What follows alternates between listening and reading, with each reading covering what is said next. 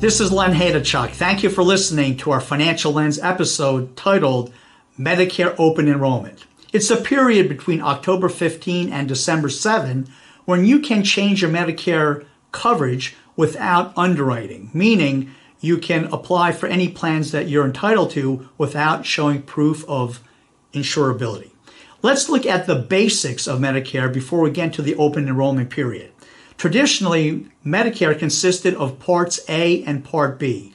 Part A is hospitalization, and Part B includes the physician services. There's something also referred to as Medicare Part C or Medicare Advantage. It's called an Advantage plan because there are typically no additional premiums other than paying the Part B premium.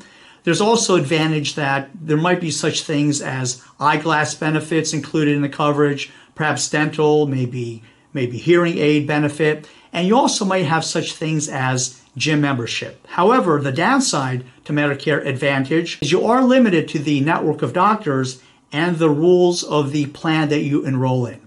When we look at the Medicare open enrollment period, let's look at who is benefited by it, who it impacts. Well, first of all, when we look at the traditional Part A and Part B, those folks are not impacted except for individuals who are covered under the Part D prescription drug plan. In the open enrollment period, you can change to any prescription drug plan of your choosing without any underwriting. There is underwriting for Part A and Part B Medicare supplement, which we'll talk about in just a minute. Also, when we look at who's impacted by the open enrollment period, it's those folks who are covered under the Medicare Advantage plan. During the open enrollment period, you can change to any carrier to be covered for the next January 1 to December 31 period. You can change carriers. You also can change plan designs. When we look at who's not benefited or who this open enrollment period does not affect, it does not affect people who are looking to perhaps change or sign up for their supplement plan for their Medicare Part A and Part B.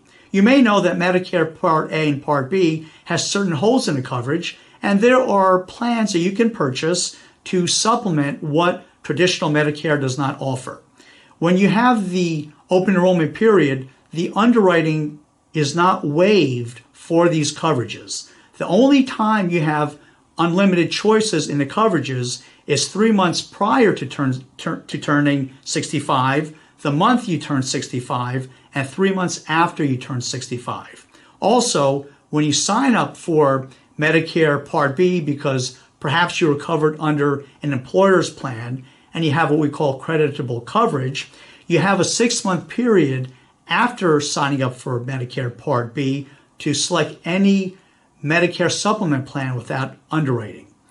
Thank you for listening to our Financial Lens episode titled Medicare Open Enrollment.